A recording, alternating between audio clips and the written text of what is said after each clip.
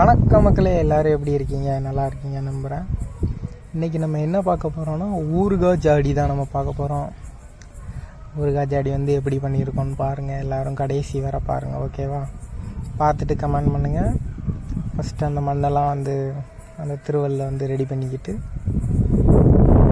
அதை கரெக்டான அந்த பக்குவத்துக்கு வந்து கரெக்டாக வச்சுட்டு அதுக்கப்புறம் அப்படியெல்லாம் ஷேப் பண்ணி விட்டுட்டு கொஞ்சம் டைம் எடுக்கும் அந்த ஷேப் பார்க்குறதுக்கு. அப்படியே ஷேப்லாம் எடுத்து முடிச்சுட்டு கரெக்டாக எல்லாம் ரெடி பண்ணதுக்கப்புறம் சுவிட்சை போட வேண்டிதான். சுவிட்சை போட்டுட்டு திருவை ஓட ஆரம்பிக்கும். திருவை ஓட ஆரம்பித்ததுக்கப்புறம் ஸ்டார்ட் பண்ண வேண்டிதான் ஒர்க்கை.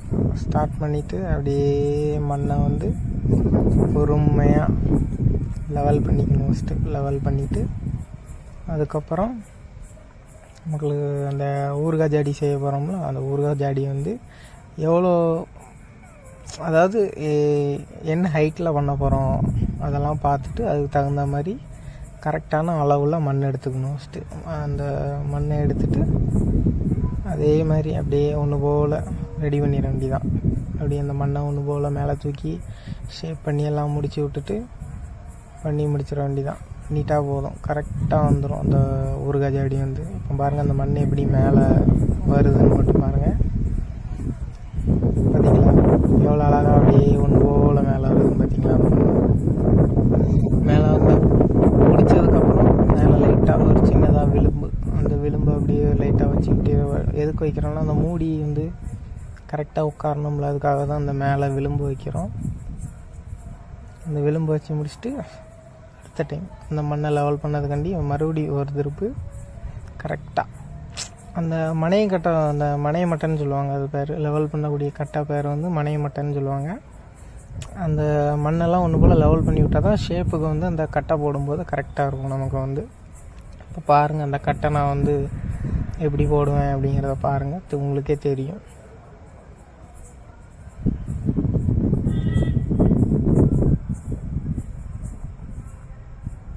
பார்த்தீங்களா அந்த மனையை மட்டை எடுத்துகிட்டு பார்த்தீங்களா கரெக்டாக அந்த மனையை மட்டை அப்படியே எடுத்து அப்படியே போல்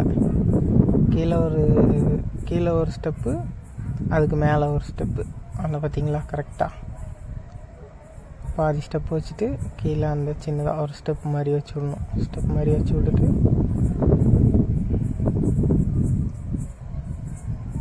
கரெக்டாக அந்த கட்டை போட்டதுக்கப்புறம் ஃபினிஷிங் பண்ணுறதுக்காண்டி ஃபினிஷிங் பண்ணி விட்டோம்னா கரெக்டாக ஆகிடும். அந்த இது பேர் திரைச்சல் துணின்னு சொல்லுவாங்க. அந்த காட்டன் துணி வச்சுருப்போம், அந்த காட்டன் துணியில் வந்து அதை வந்து கரெக்டாக பண்ணி முடிச்சிடுவோம்.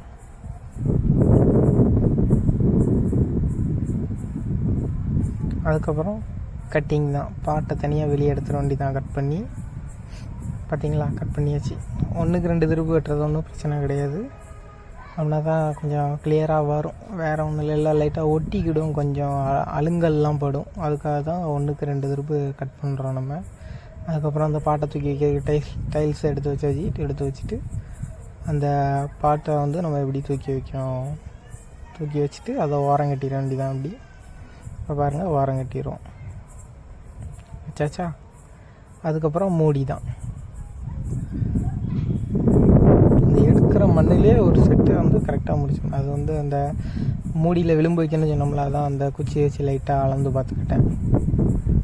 உடைச்சாச்சு. அதே மாதிரி இப்போ அப்படியே மூடி தான். இப்போ மூடி எப்படி பண்ணுறோன்னு பாருங்கள். மூடி வந்து அப்படியே ஒன்று போல் கொஞ்சம் ஷார்ப்பாக வளைஞ்ச மூடி மாதிரி தான் இருக்கும், குப்பி மூடி மாதிரி இருக்கும். ரொம்ப குப்பியெல்லாம் இருக்காது, லைட்டாக பாருங்கள், பார்த்தாலே தெரியும் உங்களுக்கு ஃபுல்லாக. பாருங்கள் அந்த மூடி அந்த அதோட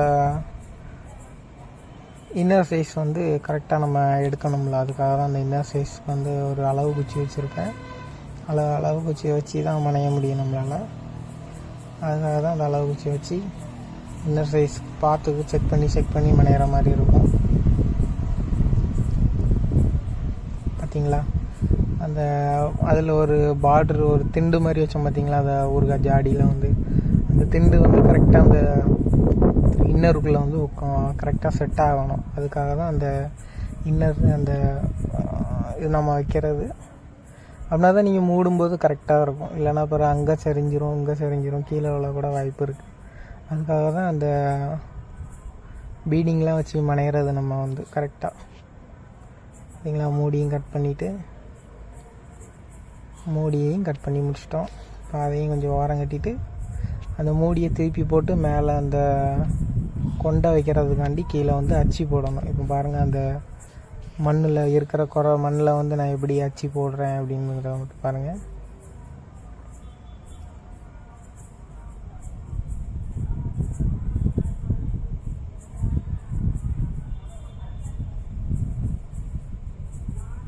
பார்த்தீங்களா, அந்த அச்சிலாம் போட்டு முடிச்சாச்சு. அந்த மூடியும் கவுத்திட்டேன். மூடியை கவுத்திட்டு அதுக்கப்புறம் மேலே லைட்டாக ஒரு மண்ணை உருட்டி எடுத்துட வேண்டியதான் நம்ம. பாருங்கள், நான் அந்த மண்ணை போய் எடுத்துகிட்டு வருவோம் பாருங்கள். இப்போ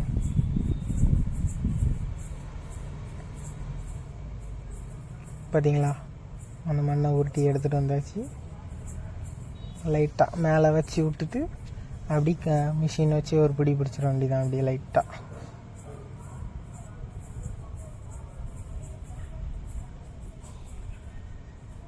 அவ்வளோதான், முடிஞ்சு. சிம்பிள் தான், தெரியுதா உங்களுக்கு?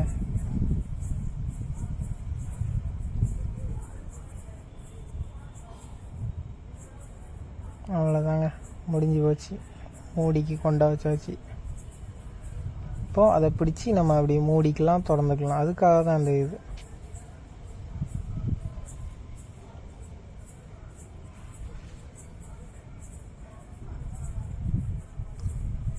சின்னதாக ஒரு அளவுக்காண்டி 2 லைன் போட்டுக்கிட்டால் அழகாக இருக்கும் பார்க்குறதுக்கு. அவ்வளோதான், மூடியும் முடிஞ்சிருச்சு. எடுத்து ஃபிட் தான் பண்ண போகிறோம். சின்னதாக அந்த துணியோட அச்சிலாம் அதில் பதிஞ்சிருக்கும்ல, அதுக்காக தான் அதை லைட்டாக க்ளீன் பண்ணுறது. வேறு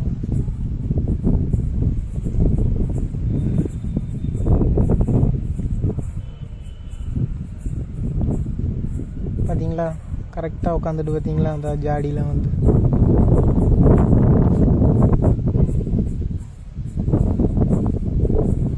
பார்த்தீங்களா, பக்காவாக உட்காந்துட்டா உள்ள.